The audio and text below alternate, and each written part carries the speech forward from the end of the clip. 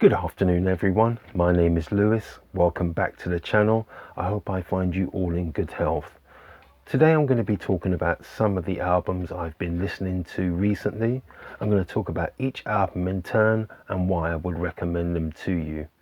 So first out of the gate today is a 1972 release by a gentleman called Darrell Weston, and the album is called African Cookbook. There you go. That's a nice cover, nice and interesting, lively color scheme. Yeah, I've got a lot of time for that. So Mr. Weston is viewed in jazz circles as somewhat of a talent. He hasn't been perhaps given the respect and the fame that he probably deserves as a musician, but certainly amongst jazz musicians they rate him really quite highly. This particular album was originally recorded in 1964 and was released it was recorded in 64, and nobody, when Mr. Weston tried to get this released, nobody was really biting him in terms of the big record labels. So he found himself in 1966 having to release it on a small independent label called Bracton, and the album at that stage was called Bap Beep Boop blah blah blah blah blah. Not the greatest album title, but there you go. It didn't achieve the level of success that either Mr. Weston or the record label itself thought it would. So again, it was kind of shelved, and then it was re-released several years later in 1972, and by this stage it was on the Atlantic label, who were able to push it and get some kind of acknowledgement for the album itself, but it's still considered a less than successful album, which is a shame.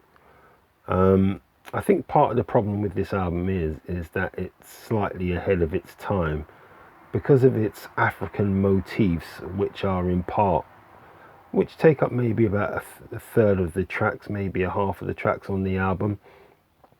It probably was a little jarring, as it was for me. I'm sure in the area in which it was released, it would have been more the contrast between African and American motifs were probably jarring to that audience more than it is even now.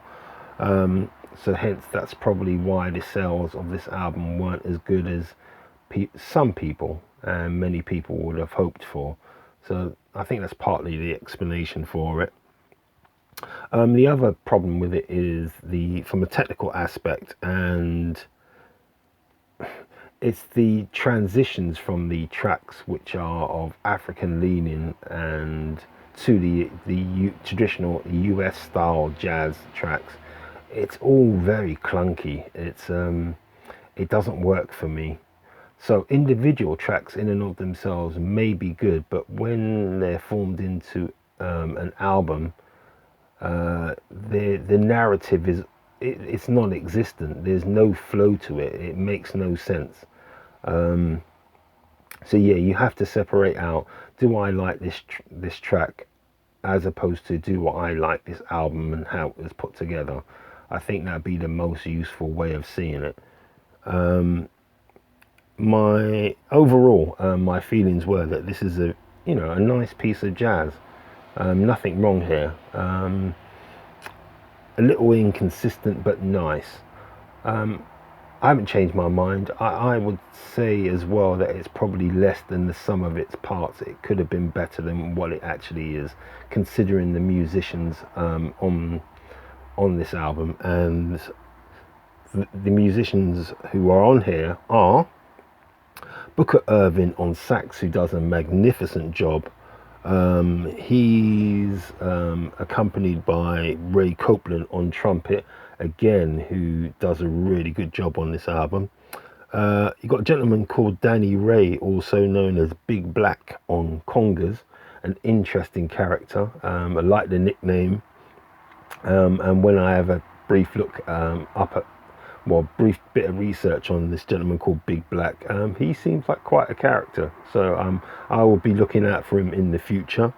And the last member of note is Vishnu Wood on bass. He does a nice job. But again, I would remind you, it's a reasonably priced album. It's not top tier, so do bear that in mind. But yes, you have to separate individual tracks from the album in its entirety. Those are two separate issues. The tracks that I would recommend from this album would be Berkshire Blues, Portrait of Vivian, which I absolutely adore, and Blues for 5 Reasons. So yeah, have a listen to this album, see what you think. If you think that my assessment is probably a bit unfair, do let me know in the comments section, or if you think I'm being too generous in my assessment of this album, do let me know in the comment section. Okay, that's the first album.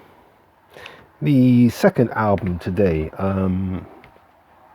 is a 1963 release, and it's by Prince Lasha Quintet, and the album's entitled The Cry. Like the cover, let's just start off with that. Like it a lot. Okay, I'll go into it. I like this album. I respect it more than I like it. And I know what I mean when I'm saying that, and when you hear it for yourself, if you haven't heard this before, it'll probably make sense, my mutterings. I don't understand this album wholly, but that's not to say I don't like or respect it. I just don't fully understand it.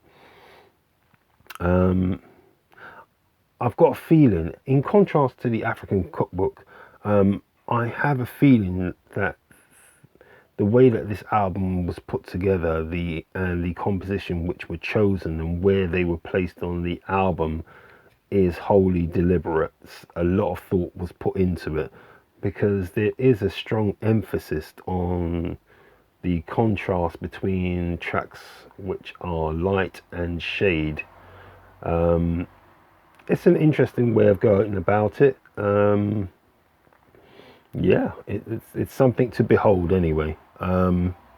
This is an accessible album with free-stroke avant-garde underpinnings. So if you like the avant-garde stuff, or no, if you can't handle free jazz as a whole, like a whole album of it, or the avant-garde stuff, this is going to be a bit more palatable to you, because it's not so in your face, it's not so all over the place, where you need a degree in music to understand what's at hand, what they're trying to achieve. This is a more simplified version, but when I say simplified, that doesn't mean that it's basic. Far from it. It's just different. It gives you a chance. At certain points, this album overwhelmed me. I found myself wanting to use expletives to articulate my sensory experience. So yes, there was a couple of tracks on here that absolutely blew my socks off, and the only way that I could do it, like to give some kind, to articulate even in my own mind as to what I was listening to, it was like, it was that kind of experience. So that's probably a good thing. It's elicited a reaction, and it's a strong one. It doesn't happen too often when I'm listening to music, but this particular album in parts achieved that. So bravo to you. Again, overall, I would say about this album, if you're into jazz flute, this album should be on your radar, because it's a very good example of that type of sound within jazz. It's really good. The notables on this album are Sonny Simmons on sax. Bravo. Yeah, he's super good on this. And the bass duties are shared by Mark Proctor and Gary Peacock, again, they do a really, really outstanding job on this particular album. And when you hear it for yourself, you're going to go, yeah, I see why you say that. The tracks that I would recommend would be Congo Call, AY and Red's Mood. Yeah, good tracks. I bought this when I bought this. It was reasonably priced. I think the price is creeping up. So if you are interested in it, I will get it sooner rather than later, because I have a feeling that you're going to be paying, maybe 20% more for it in the not too distant future. So have a look out for that if it is your taste. I certainly enjoyed it anyway. The third and final album today is a 1963 release by a gentleman called Roy Haynes, and the album's entitled Cracklin' with Booker Irving. So yes, you've heard of Booker Irving already today. He was on the African Cookbook album, and I said that he performed magnificently on that album. He's even better here. So, yeah, not the best cover. It's really boring. This is on the New Jazz label, who do put out some really nice albums. I've got to say, the albums I have under this label have not disappointed me. They're all very good in and of themselves. So Roy Haynes is a jazz drummer, and he was overshadowed by quite a few names in terms of popularity.